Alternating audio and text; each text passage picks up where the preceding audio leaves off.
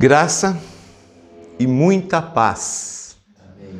Em nome do Senhor Jesus, eu quero convidar a todos a lermos o terceiro cântico no livro do profeta Isaías, que se encontra no capítulo 50, do verso 4 até o verso 9. Isaías 50, 4 a 9.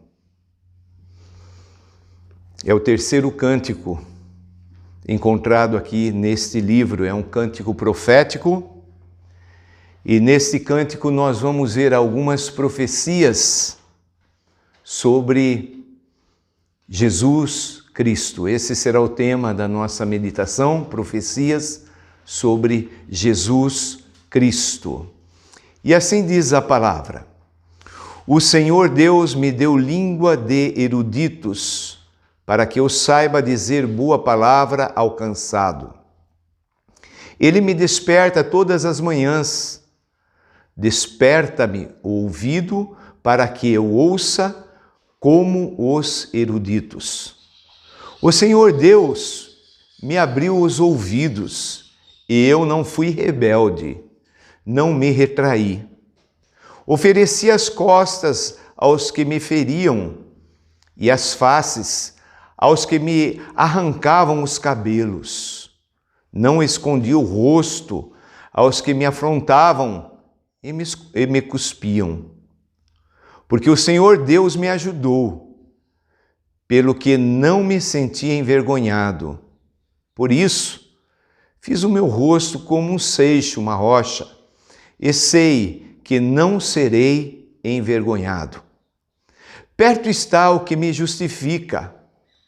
Quem contenderá comigo? Apresentemo-nos juntamente. Quem é o meu adversário? Chegue-se para mim. Eis que o Senhor Deus me ajuda. Quem há que me condene? Eis que todos eles, como um vestido, serão consumidos. A traça os comerá. É a palavra de Deus, palavra que vamos meditar nesta manhã, neste cântico. O profeta Isaías, ele exerceu seu ministério há mais de 700 anos antes de Cristo, então nos nossos dias, 2700 e tantos anos atrás. E ele, no Espírito, pelo Espírito, ele descreve um lindo quadro da pessoa do Senhor Jesus. E nós vamos ver então profecias que já se cumpriram sobre a pessoa de Jesus Cristo. E a primeira dela é a sabedoria de Jesus Cristo. Ali no verso 4, que acabamos de ler, diz: O Senhor Deus me deu a língua de eruditos. Quando nós olhamos para a pessoa de Jesus, nós entendemos esta palavra cumprida nele. Ainda criança, 12 anos de idade, Jesus Cristo foi até Jerusalém, e ali depois de 3 dias que os parentes retornavam para a sua cidade, perceberam que Jesus Cristo não se encontrava no meio deles. E ao retornar, encontraram Jesus ali no templo em Jerusalém. E em Lucas capítulo 2, verso 46, 47, diz: 3 dias depois o acharam Jesus no templo, assentado no meio dos doutores, dos eruditos, dos inteligentes, dos sábios, ouvindo-os, interrogando-os. E todos os que ouviam, muitos se admiravam da sua inteligência e das suas respostas. Então, Cristo Jesus recebeu de Deus sabedoria. Ali em João, capítulo 7, verso 46, depois de ouvirem a Cristo Jesus ensinando, pregando, aqueles homens responderam: jamais alguém falou como esse homem. Então, a primeira profecia sobre Jesus, o Messias, foi a sabedoria. A segunda profecia que encontramos nesse cântico é a obediência de Jesus Cristo. No verso 5, diz: o Senhor Deus me abriu os ouvidos e eu não fui rebelde, não me retraí. Ou seja, Jesus obedeceu a Deus, o Pai, em tudo. Obediência. Ali em Mateus 26, verso 39, nós vemos Jesus no Getsemane, momentos antes da sua crucificação, ele orando e pedindo para Deus que fosse feita a vontade de Deus. Isso nós vemos a obediência também. Jesus obedeceu a Deus em tudo, obedeceu ao Pai em tudo. A terceira profecia que nós vemos encontra-se no verso 6, o sofrimento de Jesus Cristo. Verso 6 diz: ofereci as costas aos que me feriam e as faces aos que me arrancavam os cabelos. Não escondi o rosto aos que me afrontavam e me cuspiam. Isaías é considerado o evangelho do Antigo Testamento. Nenhum outro livro do Antigo Testamento fala de Cristo Jesus, da pessoa de Jesus, do ministério de Jesus, do sacrifício de Jesus, como Isaías.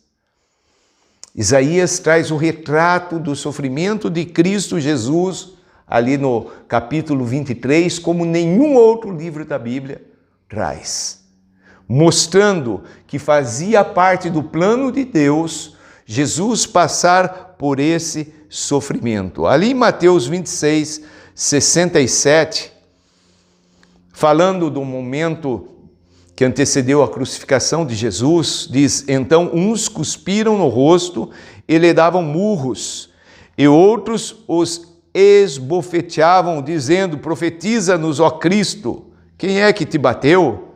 Ali no capítulo 27 de Mateus, versículo 26, diz: então Pilatos lhe soltou Barrabás, e após haver açoitado a Jesus, entregou-o para ser crucificado. No verso 30, e cuspindo nele, tomaram o caniço e davam-lhe com ele na cabeça. Então esse versículo 6 mostra mais de 700 anos antes de Cristo Jesus nascer, o sofrimento pelo qual Jesus iria enfrentar. E nós sabemos da obra da cruz de Cristo Jesus. Em quarto lugar, a quarta profecia, ali no versículo 7, fala da confiança de Jesus. No versículo 7, lemos: porque o Senhor me ajudou, pelo que não me senti envergonhado. Por isso, fiz o meu rosto como um seixo, uma rocha, uma firmeza, e sei que não serei envergonhado. Nós percebemos aqui que Cristo Jesus, no caminhar dele, foi totalmente confiante a Deus e à obra pela qual Deus o tinha incumbido de fazer. Queridos, essa confiança fala de fé, fala de certeza, de segurança. E não houve nenhuma outra pessoa aqui na face da terra que necessitasse da ajuda de Deus mais do que Jesus. Normalmente nós não olhamos para esse aspecto. Mas Jesus, ele se fez 100% homem. E pelo caminho, pela senda pela qual ele passou até chegar ao Calvário, ele necessitou da ajuda constante de Deus. Quando ele foi, depois de batizado com o Espírito Santo, batizado nas águas, batizado com o Espírito Santo, levado pelo Espírito Santo ao deserto para ser tentado, logo após a tentação, diz que milícias, anjos estavam ali servindo-o. Ele, como homem, necessitou da ajuda de Deus. Coisa tremenda, coisa maravilhosa. Ali em Lucas 22, 43, diz: então lhe apareceu um anjo do céu e o confortava. naquele momento difícil no Getsêmani, em que Jesus chega a suar sangue. A medicina diz que é o maior dor, o maior sofrimento físico que um cidadão pode suportar. Ali então os anjos estavam ali confortando a ele. Jesus confiava no plano de Deus. Por isso ele deu passos rumo à cruz. Ele não se desviou da cruz. Ele não se desviou do sofrimento, porque ele sabia que Deus estava com ele e que ele estava cumprindo o propósito de Deus. Confiança de Jesus. E em quinto e último lugar, nós vemos o testemunho de Jesus Cristo. No verso 8 diz: perto está o que me justifica. Jesus está dando o testemunho de que ele não está sozinho, de que ele não está fazendo a obra por conta própria, mas ele está testemunhando que Deus está perto. E é interessante que ali, quando é anunciado a vinda de Jesus, o nascimento de Jesus, um dos nomes dados para Jesus, foi Emanuel. Mateus 1, 23, eis que a virgem conceberá e dará à luz um filho, e ele será chamado pelo nome de Emanuel, que quer dizer Deus conosco. Queridos, há um testemunho de Cristo Jesus, dizendo: eu não estou sozinho, Deus está perto, Deus está comigo, Deus está me conduzindo. E quando há esse testemunho, todas as coisas mudam. Todas as coisas mudam. Como conclusão, ainda no verso 8, perto está o que me justifica. Quem contenderá comigo? Apresentemo-nos juntamente. Quem é o meu adversário? Chegue-se para mim. Aqui há um convite de Cristo Jesus de nos apresentar juntamente com Ele. Nós não estamos aqui para trilhar um caminho solitário, tentando pelas portas da vida que vão se abrindo ou se fechando. Nós estamos aqui respondendo a um convite de Jesus para andar, para caminhar com Ele. Ele já foi à frente, Ele é o caminho. Ele abriu as portas da cruz e da ressurreição. Que coisa tremenda, que coisa maravilhosa. Retornando lá no verso 4, a primeira profecia, fazendo de Jesus um sábio, diz que ele sabia, para que ele saiba dizer boa palavra para quem? Para o cansado. Querido, se há uma marca dos nossos dias, essa marca se chama cansaço.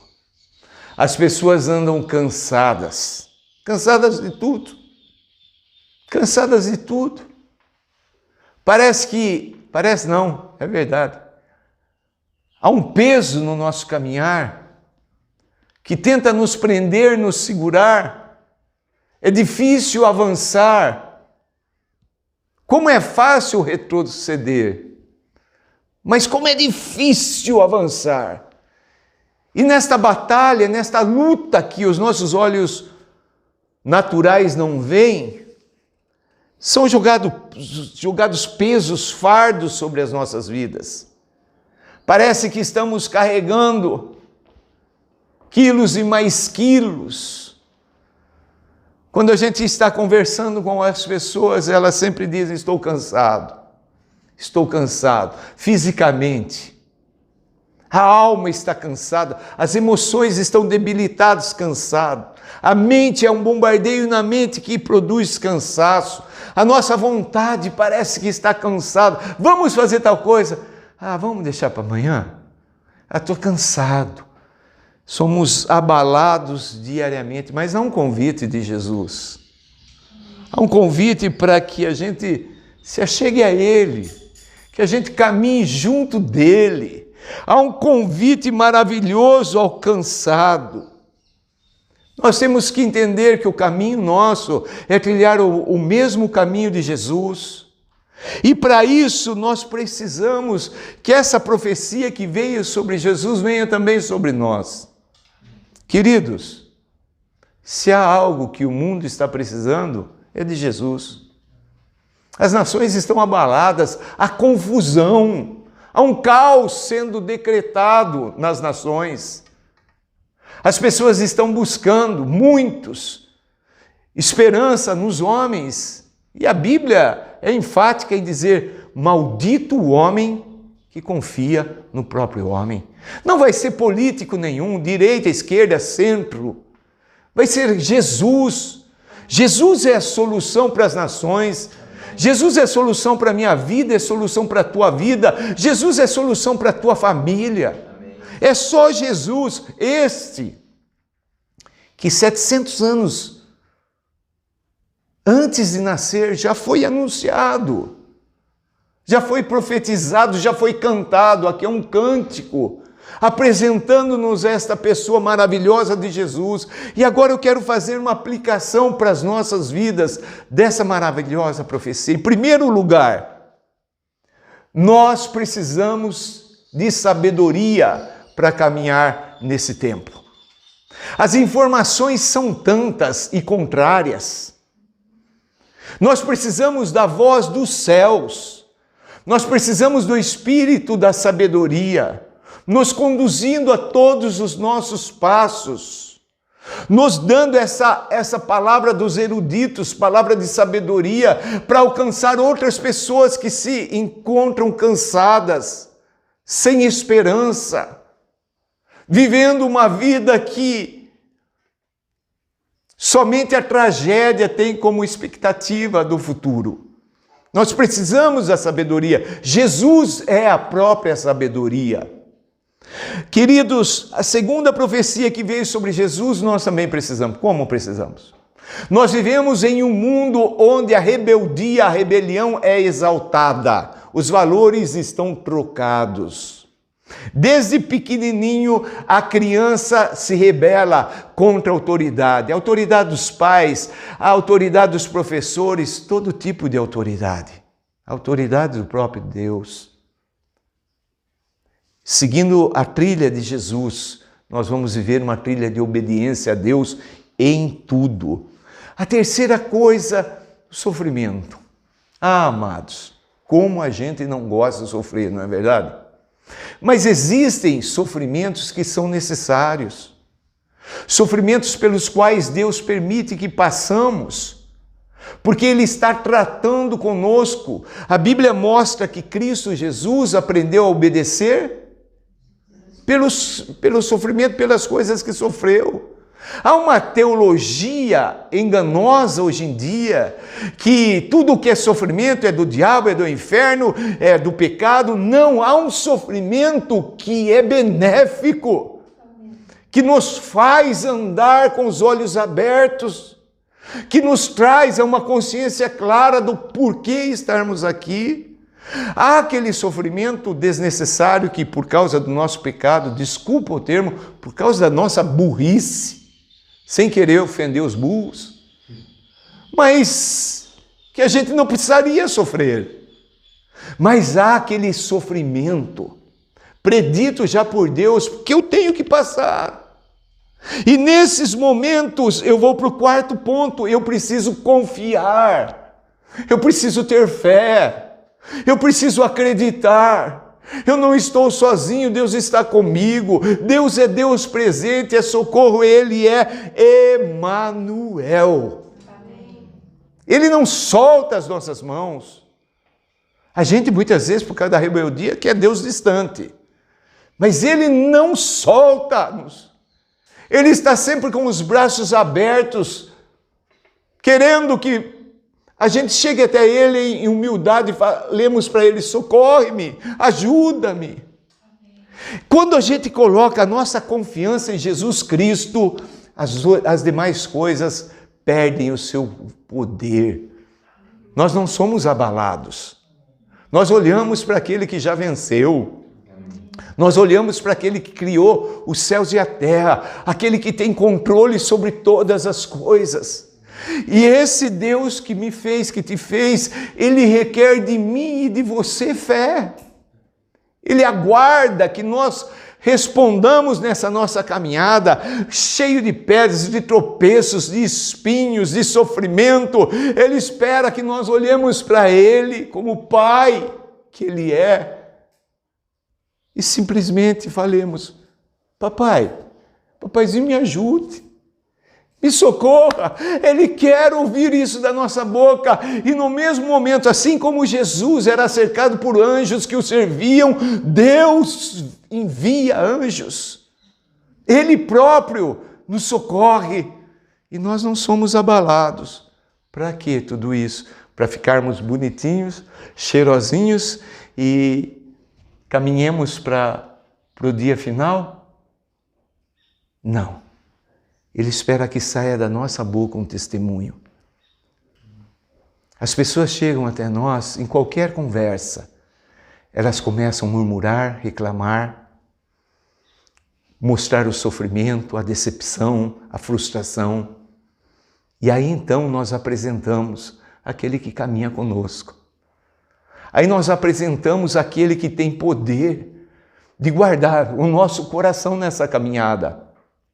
Nós apresentamos aquele que já passou pelo sofrimento na cruz do Calvário, pagando por todos os nossos pecados, por todas as nossas dívidas.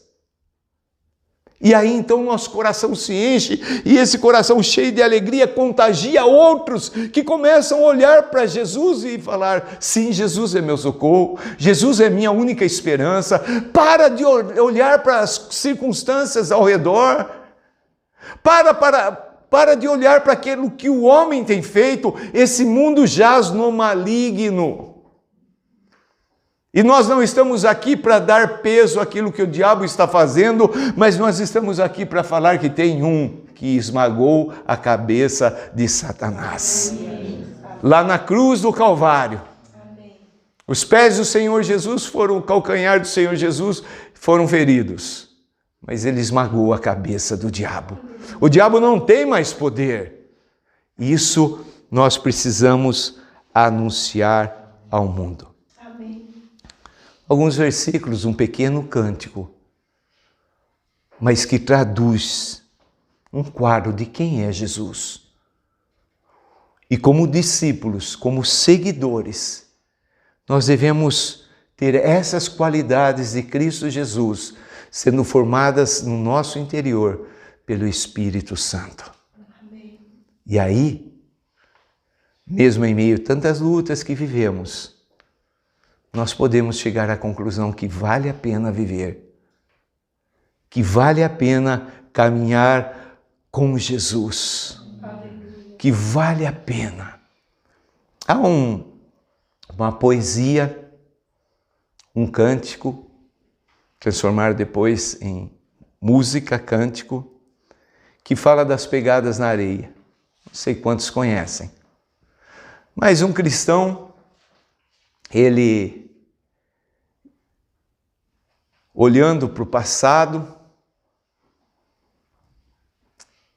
na caminhada dele ali na praia, quando ele estava bem, duas pegadas na areia, a dele e a de Jesus. Um momento da vida dele onde entrou a dor, o sofrimento,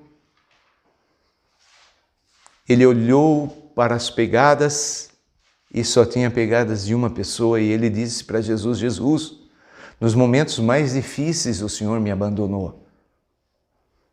Quando ele ouviu da boca do Senhor Jesus, é só uma música, uma poesia. Jesus falando: nesses momentos difíceis, eu te carreguei no colo. Por isso que havia só